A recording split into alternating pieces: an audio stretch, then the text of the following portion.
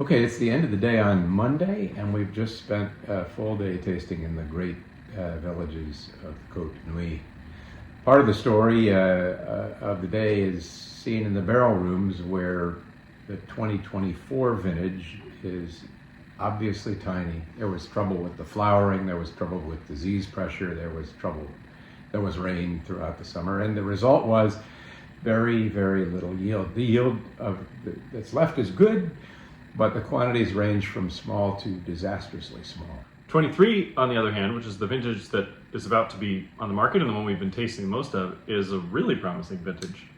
So while we'll celebrate things that are in the present, the 2023 vintage is wonderful. It's a lot like the 2022 vintage. It's similarly warm and hot. It actually has an enormous quantity. It's the biggest vintage they've had here in a long time. So much so that in July and August, they actually did a green harvest where they clipped off bunches that were growing that would have been, ready to harvest in September, to concentrate on just the number of bunches they wanted to keep below. So there's a huge, huge quantity, very, very high quality. If anything, a little bit more freshness than 22, a little bit more charming, not quite as sunny and dense, but otherwise very similar to 22, and a really exciting vintage that we've now seen in a dozen different appellations across the Côte de Nuit.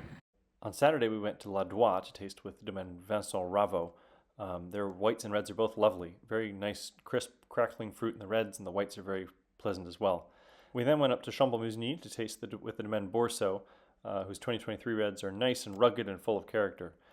On Sunday, it snowed here, so we mostly stayed indoors, tasted some samples, caught up on some reading and some emails. And then this morning, we headed up to the Domaine Michel Gros in Vosne-Romanée. Pierre Gros has made a terrific collection of 2023 reds from the Côte de Nuit. They're polished and smooth and full of fruit, good acidity, good tannin. It's going to be a really wonderful vintage there. After Gros, we went up to Moret-Saint-Denis to the Domaine Amiot, where we tasted their 2023s that have already been bottled. These are beautiful wines. They have a little bit more intensity, a little more character than the Gros wines. They're going to age a little bit longer, we think, and they're really promising. We had lunch with the Amiot family and then went down to Vougeot, where we tasted with Christian Clerget and his daughter Justine Clerget, who's the winemaker there. These are really wonderful 2023s as well, very pure and very low in oak, with unusually vibrant mouthfeels. And then finally down to Beaune to taste Arnaud Bayau's reds and whites in bottle from 2023, which are beautiful and pure and understated. Well, we're about to head out to dinner at La Buissonnière, one of our favorite little boîte restaurants in Beaune. Lovely couple. We sit at the bar, watch the chef do the work. It's fun. It's a fun visit. And then tomorrow we are headed south all the way down to the Mâconnais, and then we're going to work our way up to the Côte Chalonnaise, and that'll be tomorrow's tasting. So that's it for our 6th tasting update, and we'll see you back here tomorrow.